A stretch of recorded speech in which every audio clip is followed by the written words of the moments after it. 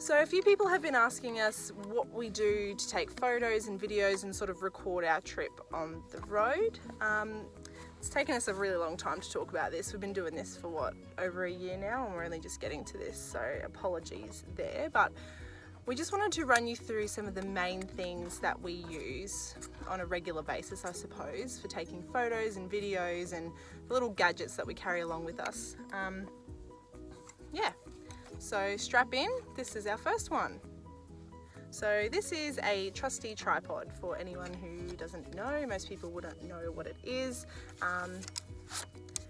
3-prong stance, you know, nice and stable. It is brilliant for taking photos when you want everyone to be in the picture as well, because that's the worst thing when you're going on holidays or on vacation and only one of you is in all the pictures because you have no one to take it. And if you're anything like me, I don't trust strangers with photography skills. They'll get your feet, or they'll get too much sky, or they'll have a finger over the lens. It's wrought with disaster. So I tend to do it ourselves. So the way we do that is with one of these babies. So this one Ben found online for Christmas. Was it Christmas or birthday? I can't remember.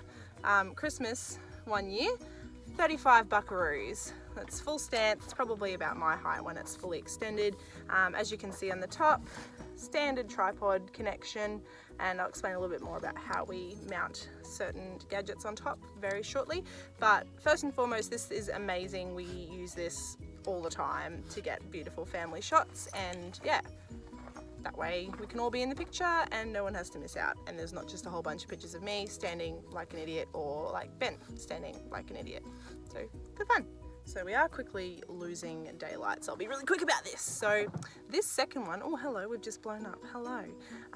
This second one is another form of the tripod, and big shout out to an old colleague and friend of mine, Amanda, for linking up with one of these babies. So this is a GorillaPod. So same concept as the big one, only it's a little fraction of the size, and it's bendy, so you can wrap it around trees, you can do all this cool stuff, you don't have to stand it still and stationary, and yeah, it's more versatile, I guess, easy to throw in your backpack if you're going hiking, or if you want to get some photos from you know, some really cool sort of small areas, I guess, where you can't really lug a giant tripod in and set that up. But so this thing is awesome. A secondary use, and it's probably the more common use that we use this one for, it's our TV unit.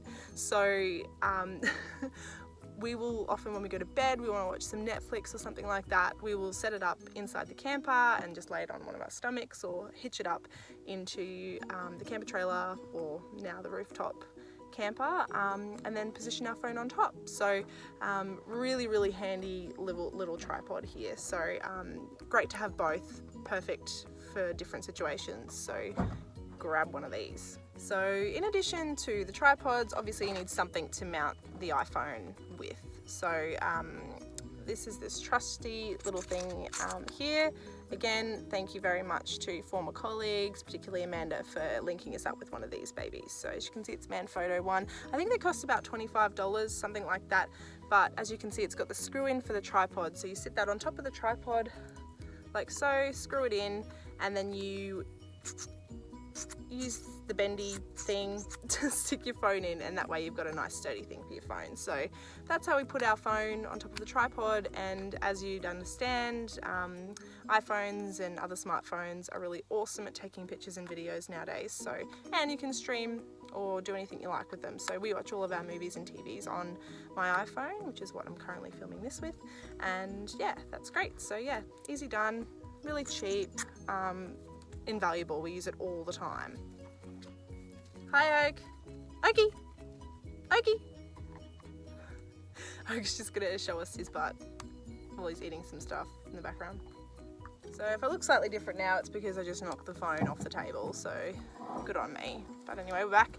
The next one is the most precious of our collection. This is our camera.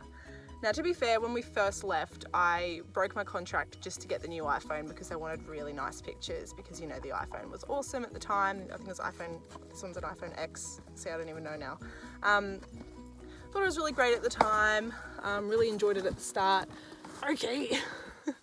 But that's until we actually opened our eyes to a professional camera, which, you know, for anyone who has a camera, like, they just don't compare. Like, as good as a smartphone can take a picture, this is always going to be better. So anyway, this took some research and some planning, but we ended up with the Fujifilm X-T20, which is a mirrorless camera. It's really compact, it's really like light. The heaviest thing about it is its lens. So we just have a standard 18-50 lens, and we'd love to expand that collection one day, but this is just amazing, and it's got Wi-Fi, so you just link it with your phone. You can send the photos straight to your phone and edit them straight away. So brilliant and invaluable. We use it every day again, and yeah, there's really no comparison with photography and with the camera and the iPhone. There's just no comparison. So if you don't have a brilliant, or not even brilliant, like a proper standalone camera, consider investing in one. They're pretty awesome. I mean, the smartphones are great, but this is something that we'll have for the rest of our lives, and yeah, it'll always be amazing. So very happy with that one. So this one, see, we're losing light very quickly. This one is a little bit more practical. This one is our HEMA Navigator HX1. Yeah, that's what it says. This is awesome. Again, it's like a Navman, but for off-road and sort of more tailored to long-term travel, I suppose you could say, or off-road travel. So at the moment we've got it on explore mode, which is essentially, you can't see it because it's too bright, but essentially it's like this awesome map, I suppose, and it shows you all of the off-road roads, shows you where creeks are, shows you the name of the stations you're passing. Every little thing is mapped, like windmills, like power stations, Aboriginal communities I'm looking at right now, any springs, any waterholes, anything. So we use it for navigation, but we also use it just to follow the maps and to see what's around. So this thing is brilliant. It's like the HEMA map books, but just in a tech form, I suppose. So this one was pretty expensive, and we all banded together and bought it for Ben for Christmas or his birthday. I think it cost like $600 or something like that, which sounds outrageous, but it's actually amazing. Like, the maps are so detailed, and you can take photos on it. It can track your journey. You can like map where you've been, and you can take photos along the way and video. So it's got a camera and everything in it as well. So yeah, this thing is awesome, and it's very, very handy, not for just, you know, for normal navigation, but just to see what's around and to explore a little bit more. Like, it even shows you where the rest stops are, it shows you where the fuel is, it shows you where the lookouts are and the hospitals. So yeah, really, really, really awesome. So no, it's not in everyone's budget, and it took a lot for us to save up to get it as well, but this thing is awesome. In addition to this, we do have the book. We use the book as well, and we use that when, you know, we want to like look in a bit more sort of length, I suppose, and if, say, this is out of battery, or we just like want to look at a book, then we just use the book as well. So we've got the book in addition to this, but first and foremost, this thing is awesome.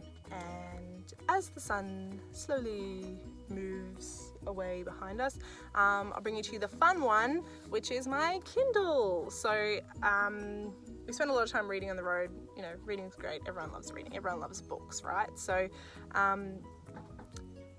I was always one of those people who really loved the texture and folding a page over and like the smell of books, and it's great. But when you're traveling, you don't have room to cart a library around with you. So the Kindle is awesome for that. So for anyone who doesn't have one, it's just like a very basic like tech thing that just literally, it's just words, and you can connect to Amazon and download your books. The books are like a fraction of the price of what you pay at a store. And I just love it because it's so compact. I know of, hi Sam, it's so compact, and I just love that we don't have to worry about like where we're going to put the books that we buy the next, or where we're going to swap them, or where we're going to put them, or like, yeah, so it's great. As much as I love sniffing and like loving the actual physical book, I love this just as much. It's just, it shows you where you're up to in the book, how much you've got to go, gives you the reviews, all of that. It's just awesome. It's just so simple and so compact, and yeah, so yeah, that's a little bit of fun tech for you. And lucky last, now I don't have it on me because it's packed away nice and safe, is the beloved GoPro camera. Now, a bit of story to our GoPro.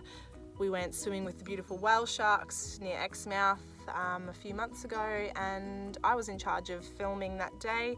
I had the GoPro strapped firmly to my wrist on like a extender pole thing. I had it round, and as I was pushing up to get out of the ocean back into the boat, it hooked under the steel and ripped the GoPro off my arm, and it went plummeting to the bottom of the deep blue. So that sucked, because we had this beautiful vision of these wonderful, majestic, amazing creatures.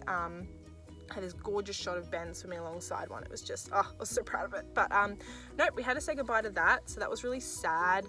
But our beautiful friends Karina and Han were kind enough to lend us theirs. So we have another one with us now. Haven't had a chance to use it yet, but we're excited for the fact that we're going to be going up to the water again. And yeah, it's for anyone with an action camera of any kind, it's kind of like you just need one. You just need one when you're out there doing that really fun stuff that's like dirty and wet, and you know, a normal camera is just not going to work. So you can spend all the money to make your normal camera waterproof. That's great, that's fine. But for the rest of us, you know, I don't know, ain't nobody got time for that. So the action cameras are brilliant, and they're so small and they're so portable, and there's so many accessories you can buy. And I'm not going to bang on about GoPros for much longer, because we all know what they are and what they do. So that's probably the final little bit of tech that we have on the road. So as the sun sets on this beautiful Thursday evening. Look, we don't even know what day it is, and that's great. Yeah, that's a quick rundown of the things that we use when we're traveling to take photos and videos, and obviously we use some like editing software for the photos as well. Sometimes you get lucky and you get this beautiful shot and you've spent the time setting up the camera in the right spot and the lighting's perfect. Other times it's not, so you need a bit of help. We use Lightroom, which is great. Yeah, other than that, that's it. It's just a little collection of things that we really love to take around with us, and yeah, we hope this has been useful. It's a lot of fun. We don't have a drone. That's one thing that we don't have that a lot of people seem to. Thought about it, but yeah, for us, for now, this is great. So yeah, thanks for listening in, and if you've got any tips for, you know, photos and videos moving forward, be sure to get in touch. Thanks. Night.